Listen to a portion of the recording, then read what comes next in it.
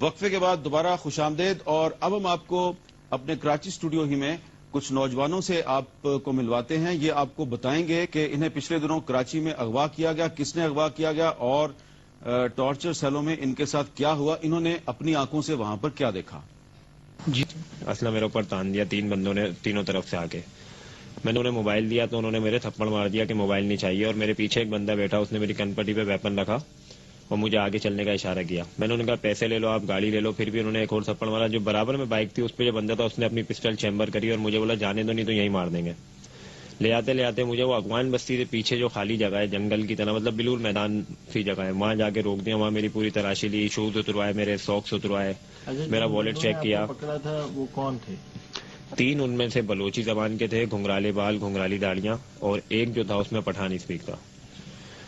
تو وہاں اتار کے جب تلاشی وغیرہ لی، اس کے بعد جب میں نے ان سے کہا کہ میرا کوئی کسی سے تعلق نہیں، مجھے 7 سال اس کمپنی میں ہوا، میں یہاں آتا رہتا ہوں، آپ کسی سے بھی وہاں کنواں والے سے بھی آگے پوچھ لو، سب مجھے یہاں جانتے ہیں گوٹھ میں، آپ کو غلط فہمی ہوئی ہے۔ پھر پٹھان کا جو فون آیا، کیونکہ وہ پہلے اس میں لگ نہیں رہا تھا پشتو، جب اس نے پشتو بولی تو مجھے فیکٹری میں میرے پاس چوکیدار وغیرہ پٹھان ہے، ان کے سے مجھے 6-7 سال میں کافی حد تک پشتو بولنا آتی ہے، تو اس سے میں نے پشتو میں کہا کہ بھائی ان کو سمجھاؤ کہ میں ایم کے ایم میں نہیں ہوں اور میرا کسی پولیٹکس پارٹی سے کوئی تعلق نہیں ہے، آپ انہیں سمجھائیں کہ میں پشتو بول رہا ہوں۔ تو پھر اس پٹھان نے جو ہے میرا شناختی کارڈ مانگا، اس پہ جب اس نے پڑھا آصف خان وغیرہ میرا پیچھے گاؤں کا سب، تو پھر اس نے ان کو کہا کہ نہیں بھائی یہ مہاجر نہیں ہے اور نہ یہ ایم کے ایم کا، تم اس کو چھوڑ دو۔ پٹھان کو میں نے کہا کہ آپ میرے پیسے لے لو، 8,500 روپے میرے والیٹ میں تھے۔ تو پٹھان نے پہلے کہا کہ یہ پیسے لیں گے نہیں، یہ تمہیں ماریں گے۔ اس کے بعد پھر وہ جو سامنے بلوچ لڑکا تھا جس کے ہاتھ میں ویپن تھا، اس نے کہیں فون کیا اور لاؤڈ اسپیکر کھول کے بولا کہ ہم نے بندہ پکڑا ہے، یہ کہتا ہے کہ میں مہاجر نہیں ہوں، میں پنجابی ہوں۔ تو وہاں سے جو لاؤڈ اسپیکر میں بندہ مخاطب تھا، سیم یہ بلوچ والے الفاظ نے، وہ کہتا ہے کہ ارے تم چھوڑو اس کو، تم ایک کام کرو، اس کو بیہوش کر کے بستی پہنچا دو، بستی میں روزے کے بعد گاڑی بھیجوں گا، آپ اس کو بوری میں ڈال کے گاڑی میں میرے پاس لیاری بھیج دینا، جب میں اس کے ٹکڑے کر کے اس کی ڈیڈ باڈی پھینکوں گا تو خود بخود میڈیا پہ پتہ چل جائے گا کہ اس کی لاش کس نے اٹھائی ہے، کس پارٹی کا تھا۔ میں نے اس کے پھر ہاتھ پاؤں جوڑے، ریکویسٹ وغیرہ کری کہ بھائی میرا کسی سے کوئی تعلق نہیں، آپ مجھے نہیں مارو یہ وہ۔ پھر بھی اس نے میری آنکھ میں آ کے بیرل رکھی اور ایسے ماری کے بولا تیری تو میں آنکھ میں گولیاں ماروں گا۔ پھر پٹھان نے اس کا ہاتھ روکا، بولا چھوڑو یہ تم نے غلط اٹھا لیا، خرچہ پانی لے لو، اس کو جانے دو۔ پٹھان نے میرے والیٹ میں سے پیسے نکالے، میرا سامان سب انہی کے پاس تھا، موبائل بھی، والیٹ بھی، میری بائک کی چابی بھی۔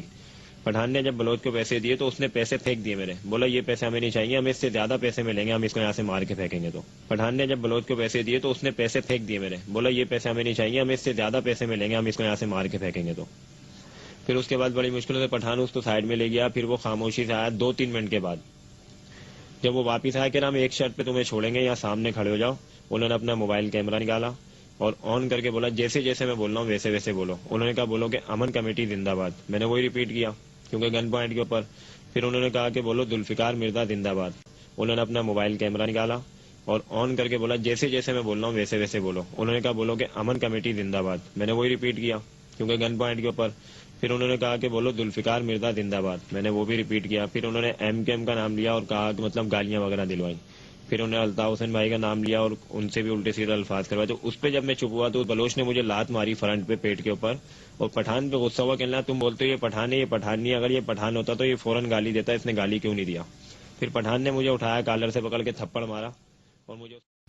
جی میرا نام جنید ہے اور میں صبح جا رہا تھا کام پہ 9 بجے کے ٹائم پہ، میں ماجر کے 3 نمبر سے جاتا ہوں، میں G7 گاڑی میں بیٹھا، 3 نمبر سے مجھے 2 نمبر پہ اتار لیا، بلوچ تھے، بلوچوں نے مجھے اتار لیا اور مجھ سے سناڈی کارڈ مانگا پہلے، میں نے کہا میرا سناڈی کارڈ تو نہیں ہے، تو پھر بولا نیچے آ جاؤ گاڑی، مجھے نیچے اٹھا رہا گاڑی سے اور میری آنکھوں پہ پٹی باندھی، مجھے ہائی روپ میں لوگ رکھا، ٹوٹل 5 بلوچ تھے، ان کے ساتھ ان کے پاس ہتھیار وغیرہ بھی تھے، وہ جہاں مجھے لے گئے نا وہاں 25 بلوچ تقریباً اور تھے، ان کے پاس بھی ہتھیار وغیرہ تھے اور خون والی جنزیریں وہاں پڑی ہوئی تھی، دیواروں پہ خون لگا ہوا تھا، اور مجھے جہاں رکھا تھا ہم ٹوٹل 9 بندے ان لوگوں نے پکڑے ہوئے تھے، ہم 9 بندوں کو ایک ہی کمرے میں رکھا ہوا تھا۔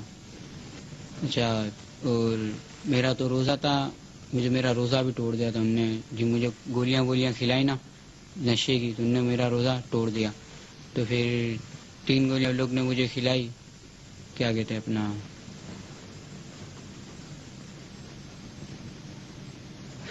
نشے کی، جی نشے کی 3 گولیاں مجھے کھلائی، اور روزے کے بعد یہ لوگ پھر جیسے ان کا کوئی بڑا آیا ہوگا سردار، وہ پھر کمرے میں آیا، उनने हमको मारा पीटा, लेकिन जहाँ उन लोग ने मुझे रस्सी बांध के रखी थी, मेरी नाक से पता नहीं कुछ उन लोग ने पानी वगैरह, कुछ ठंडा पानी था वो भी मेरी नाक से डाला। बहरहाल पता तो नहीं है क्या था वो। मेरी रस्सी वस्सी बांधी, मेरी रस्सी वस्सी फिर खोली, मुझे सब पूछा कहाँ से आए हो, कहाँ से आए, कहाँ रहते हो, क्या आपकी जात है। मैंने सब बताया, मैं मेमन हूँ, सुमरो मेमन है, माजर गेट में रहता हूँ, 3 नंबर बलोच मेला, ममदी मस्जिद के पास। लोग ने सब पूछा और कहा कि आप माजिर हो, माजी गेट में रहते हो और आपको हम छोड़ेंगे नहीं, वैसे मार देंगे आपको। जैसे वहाँ सारे थे, सभी को यही कह रहे थे मार देंगे वहाँ से। तो तकरीबन 9 बजे का टाइम था, ये सारे चले गए थे वहाँ से बलोच, कहीं और बराबर में स्कूल थी वहाँ पे चले गए थे। हम 9 बंदे अंदर थे, 5 हम सब 9 को नशा दिया हुआ था, 5 बंदे तो बिल्कुल ऐसे हो गए थे भागने की हिम्मत ही नहीं थी उनको। हम 4 बंदे थे जिनको होश था थोड़ा। एक बार सिर्फ चौकीदार बैठा हुआ था गेट के। अच्छा, चौकीदार भी चले गया, अल्लाह का करना है सवा, चौकीदार भी बाहर से चले गया कहीं। तो अचानक मेरे हाथ की रस्सी खुल गई। मैं तो सुबह से कोशिश कर रहा था कि हाथ की रस्सी मेरी खुल जावे, मेरी हाथ की रस्सी खुल गई। फिर मैंने 2-3 बंदों की और रस्सी खोली, फिर हम लोग भागने की हमने सोची। वहाँ खिड़की थी, फिर तो हमने खिड़की वहाँ से निकाली, फिर वहाँ खिड़की में से मैं बाहर जाके टिपा और वहाँ से फिर घूम के गया, गेट खोला और पीछे से फिर बलोच आ गया गार्ड। उसने मेरी पीठ पे लोड करके रख दिया, फायर मारने वाला ही था कि मैंने गेट खोल दिया वहाँ का। अंदर से दूसरा बड़ा लगा जिनको इन्होंने किडनैप किया हुआ था वो बाहर निकला, फिर उस लड़के ने उसको मारा। तकरीबन हम 9 बंदों को पकड़ा गया था। 9 बंदों में से शनाख्ती कार्ड सिर्फ मेरा था। तो मेरा शनाख्ती कार्ड देखते बोला माजिर आप तो गए, आपके कोई चांसेस नहीं है बचने के। बाकी जो दूसरे थे उनमें से 3-4 पंजाबी थे, 1 बंगाली था, 2 कच्छी मेहमान थे। उनकी भी फिर चले गए वो, उनके जो बड़े थे वो चले गए। फिर के बाद जो उनके लड़के थे उन लोगों ने आया, धमकी दी, मारा, छुरी लेके आ रहे हैं, बोरियां लेके आ रहे हैं कि काट के हाथ नाक काट के बोरी में पैक करके फेंक दिएंगे। तो हम लोगों ने सर हम तो मजबूर हैं, बेकसूर, हम लोगों की क्या गलती है। चमाटे मारे, लकड़ियों से मारे, लातें मारी हैं। तो इसके बाद चले गए। फिर एक अफ्तारी से असर की नमाज के बाद है, बोला आप सबों का रोज़ा है। हम लोगों ने सबों ने जी, बोला हम आपको बिरयानी देंगे, ये वो। अफ्तारी के अजान के टाइम तो कोई भी नहीं है, हम लोग आवाज़ देते रहेगा कि बंदे कम से कम पानी पिला दें। तो अजान के दौरान फिर एक पानी की बोतल लाई गई, बस वो ही पिलाई हमारे को। फिर अफ्तारी के बाद इनका कोई बड़ा है, उन्होंने बोला कि सबों से पूछा आप कौन हो, तो हम लोगों ने बताया हमें हमारी ये ज़ात है। हुसैन है, मैं काम करता हूँ गुलबाई पे, और मुझे उठाया शेषा पर राजा से, मुझे लेके गए कलाकोट, वहाँ मारा पीटा और तशद्दुद भी किए। और जब वो पानी मांगा है तो उन्होंने पानी भी नहीं दिया, उबला हुआ पानी दिया, खजूर की पेशी दी है।